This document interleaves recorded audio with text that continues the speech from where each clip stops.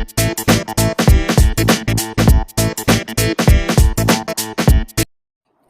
عليكم ورحمة الله وبركاته. اهلا وسهلا بيكم في فيديو جديد من قناة لاب لايف. ان شاء الله الكونتنت بتاع الفيديو ده هيكون مختلف تماما عن كل الفيديوهات اللي فاتت، لان احنا هنتكلم فيه عن كلية علوم طبية وبالاخص قسم التحاليل، المميزات والعيوب وفرص العمل ومواد الدراسة والمسمى الوظيفي وتفاصيل تانية كتير. فلو انت مهتم تابع الفيديو للاخر.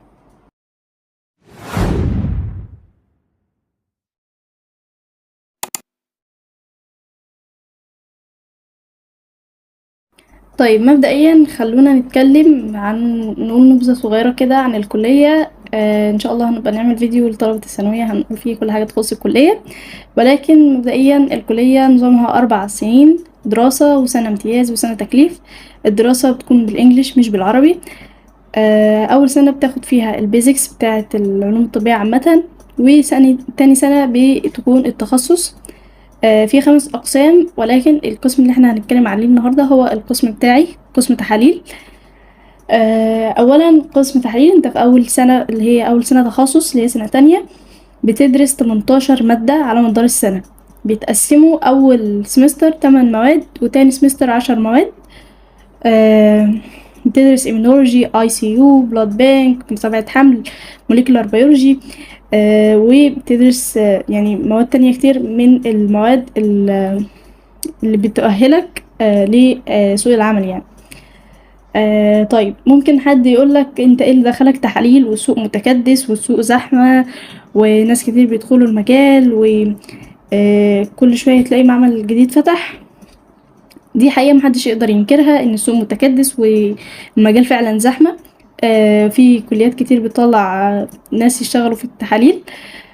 ولكن انت اللي بيميزك عن غيرك من بقية الكليات اللي بتشتغل في التحاليل ان انت ما بتحتاجش تعمل دبلومة بعد ما تتخرج علشان تمارس المهنة او تشتغل. وانت بتكون سبيشاليزد اكتر من باقي الكليات، لان انت بتدرس فعلا يعني التفاصيل بتاعة التحاليل الطبية، بالعكس بقية الكليات بيحتاج ان هو يعمل دبلومة علشان يعني يعرف التحاليل عامة ويعرف الشغل بتاع التحاليل كويس. لكن انت لا، انت بتاخد اصلا في الكلية التفاصيل بتاعة التحاليل وبتعرف كل حاجة في التحاليل، فبتتخرج بتكون جاهز لسوق العمل يعني. طيب ازاي بقى تتميز في وسط الزحمة دي كلها؟ هو اصلا المجال عايز حد متميز. يعني المجال بتاعنا هو مجال معتمد على البحث بصورة كبيرة، ومحتاج ان انت تكون متميز علشان تقدر يعني ايه تتميز وسط الزحمة دي كلها. هتتميز ازاي؟ هتتميز ب3 حاجات. اول حاجة ان انت تهتم بدراسة الكلية كويس جدا، لان يعني فعلا الدراسة بتاعة الكلية مهمة جدا وبتفيدك جدا لما تنزل سوق العمل تلاقي ان انت عارف تحاليل غيرك مش عارفها، وانت مش زي غيرك اصلا في الشغل.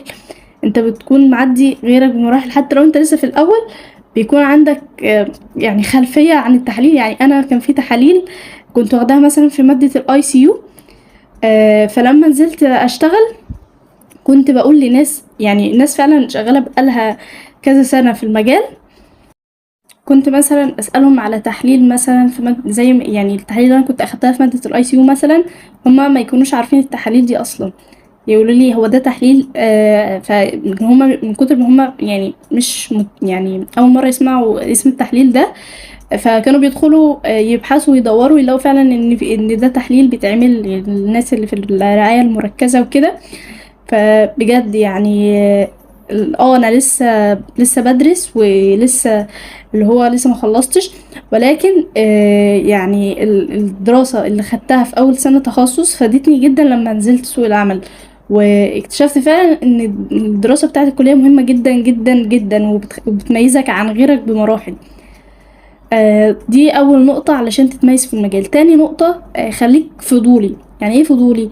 هو طبيعي الشخص الفضولي بيكون صفة مذمومة شوية مش محبوبة، ولكن الفضول في العلم مطلوب.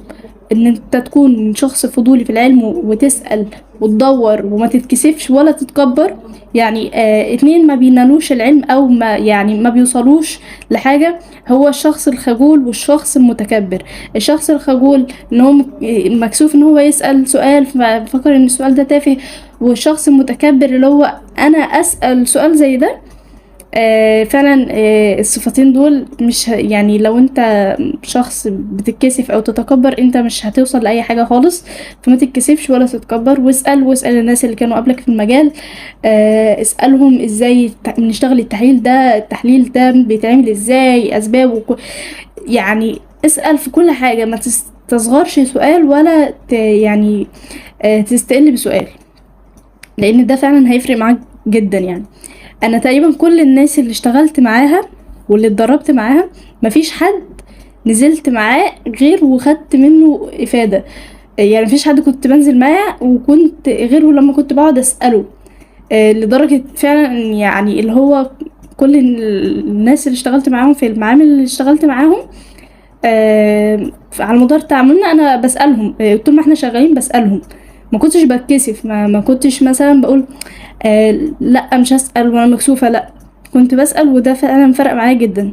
تالت حاجة تذاكر. هتقولي ما انت لسه قايله اول نقطه تهتم بدراسه الكليه، مش ده قصدي هنا ان انت تذاكر لنفسك. يعني ايه تذاكر لنفسك؟ يكون عندك مرجع، يكون عندك كتاب، ان شاء الله يكون كتاب على النت كده تقرا فيه.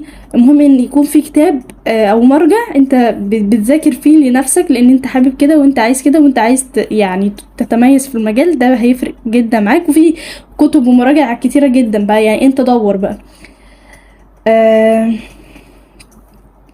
ده بالنسبة لنقطة ازاي تتميز في المجال. لما تتخرج بقى هتشتغل في ايه، او ايه الاماكن اللي انت ممكن تشتغل فيها يعني. اول حاجة المعامل طبعا، ومعامل الطب الشرعي، ومعامل وحدة رعاية الحوامل، ومعامل وحدة المناعة، ومعامل الوراثة، ومعامل دلالة الأورام، وبنوك الدم، والمعامل اللي بتكون موجودة في المستشفيات. وبتشتغل في كل التحاليل زي ما قلنا، وانت بتكون سبيشاليز اكتر او متخصص اكتر يعني من اي حد تاني شغال في التحاليل. طيب بالنسبة بقى لعيوب القسم، هو الصراحة يعني الحاجة اللي انا شايفاها من وجهة نظري، اول حاجة هي المرتبات. يعني انت ممكن تلاقي مثلا حد شغال في المعامل من المعامل الكبيرة اللي ليها اسم، ويكون شغال بقاله سنين كتيرة ويعني عنده خبرة، ومرتبه ما بيزيدش عن 6000 جنيه. ف6000 جنيه في الأوضاع اللي احنا فيها دي مبتعملش حاجة. ففعلا المرتبات قليلة جدا. يعني ده أنا شايفاها إن عيب من عيوب المجال يعني، أو حاجة سلبية من سلبيات المجال. تاني حاجة هي الاسترس، ان انت بتكون في الكلية بتكون في ستريس تحت ضغط الامتحانات بقى وكده، وفي المجال الشغل بتكون في ستريس. يعني انا كل المعامل اللي اشتغلت فيها كانت بتكون في مستشفيات، يعني اللي اتدربت فيها والمعامل اللي اشتغلت فيها عامة في مستشفيات ومراكز. ف يعني كان بيكون في رعاية مركزة وعيادات. فمعمل واحد في المستشفى او المركز كان بيكون عليه ستريس كبير جدا، خصوصا لو انت واقف لوحدك مثلا في الشيفت او اتنين بس واقفين في الشيفت، كان بيكون ستريس جامد. بس يعني انا صراحة مش شايفة ان المجال فيه عيوب غير كده، لان انا اصلا بحبه جدا. ويعني مجال يعني فعلا من اكتر الحاجات اللي انا بحبها ان انا شغالة في التحاليل، او ان انا اصلا بقيت في قسم تحاليل. فدي حاجة فعلا عظيمة جدا بالنسبة لي. ف مش ممكن يكون حد ما يعجبوش الكلام ويشوف ان في عيوب تانية، كل واحد وجهة نظره. وبس كده احنا وصلنا لنهاية الفيديو. لو استفدت من الفيديو او حسيت ان انت كنت مثلا، يعني انت لو انت في سنة اولى عايز تدخل القسم بس كنت متردد فسمعت الفيديو فاستفدت وضحت لك الصورة كاملة، ما تنساش تدعي دعوة حلوة. وبس كده، والسلام عليكم ورحمة الله